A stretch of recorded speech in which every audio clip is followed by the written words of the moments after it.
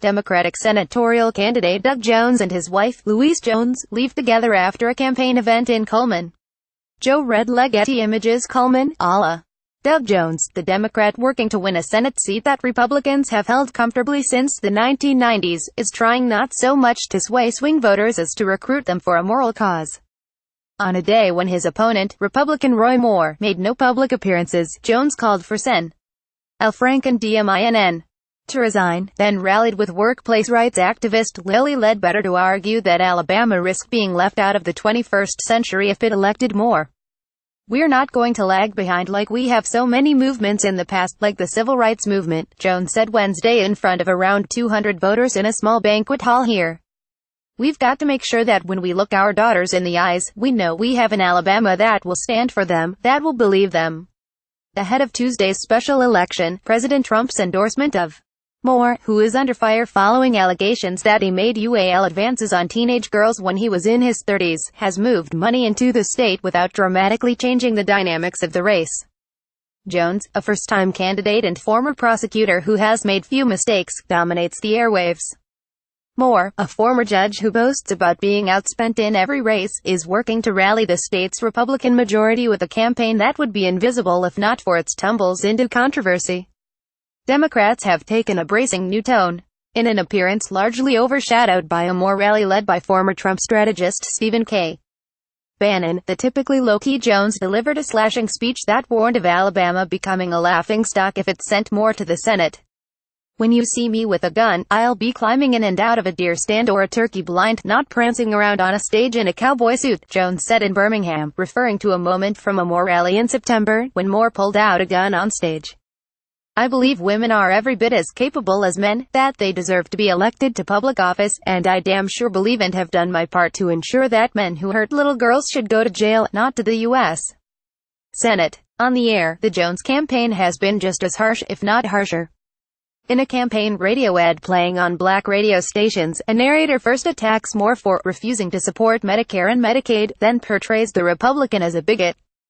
"Moore has a history of hateful, backward ties," the narrator says. A Mississippi KKK group backed Moore's refusal to enforce federal law. Moore's organization took $1,000 from a neo-Nazi group. His candidacy is backed by racist alt-right groups. And Moore is a birther, still insisting that Barack Obama was born in Kenya. Moore's campaign, outgunned on television, has responded with umbrage.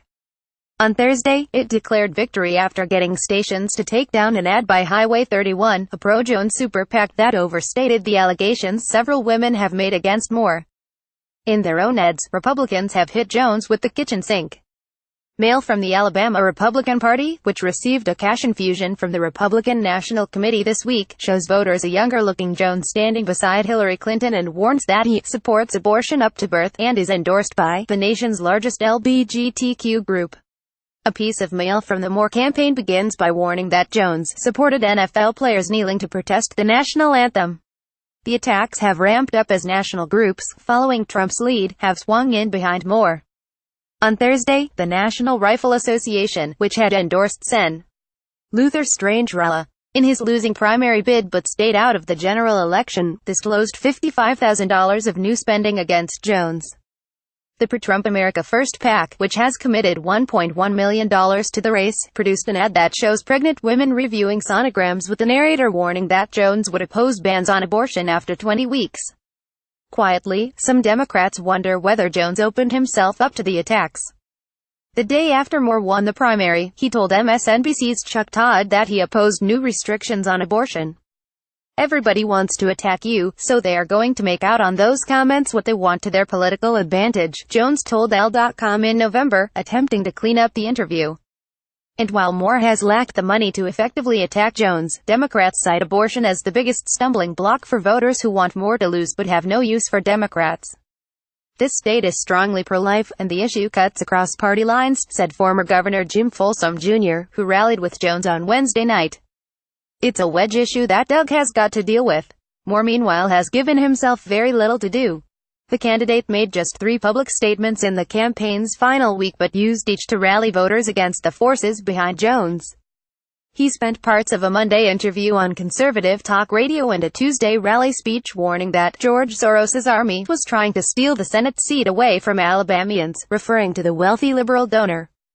On Thursday, Moore gave his longest interview in weeks on a Huntsville area show usually hosted by Dale Jackson, but guest hosted for nearly 30 minutes by Rep. Ed Henry, a Republican state legislator who endorsed Moore. Moore took advantage of the setup to talk about his kickboxing hobby, his military service and the unfairness of the media. "These are false accusations," Moore said. "Exactly," Henry said. "Well, that's it with soon-to-be Senator Roy Moore." The whittled-down Moore campaign, which spent 3 weeks being denounced by national Republicans, has less of an obvious ground game than the Jones campaign. At Wednesday night's Jones event here in Cullman, voters walking in the door were given sign-up sheets with potential get-out-the-vote assignments. On Thursday, it clocked its 1 millionth voter phone call since the Sept. 26 primary. Over the weekend, when an unusual December snowstorm is expected to hit much of the state, the campaign will supplement its unpaid volunteers with door knockers paid $100 per day. Their message, like Jones's, is that Alabamians court disaster if they do not vote. Think about Roy Moore sitting down with a German CEO and saying, "Come on to Alabama. I'm going to demean everybody in the state except for a certain group of people, but we'd love to have your business," Jones said in Cullman. Does anybody in this room think Mercedes-Benz would have come to Alabama if Roy Moore had been sitting on the other side of that table? Absolutely not. It's a pitch that has worked in some races with flawed candidates. But the last-minute attacks from Moore on social issues and outsiders fill Democrats with dread. They've worked well for demagogues here in the past. Folsom said. "Hope we'll get over that. Sometimes we rise to the occasion and win some elections despite that. And sometimes not." Michael Shearer and Sean Sullivan in Washington contributed to this report.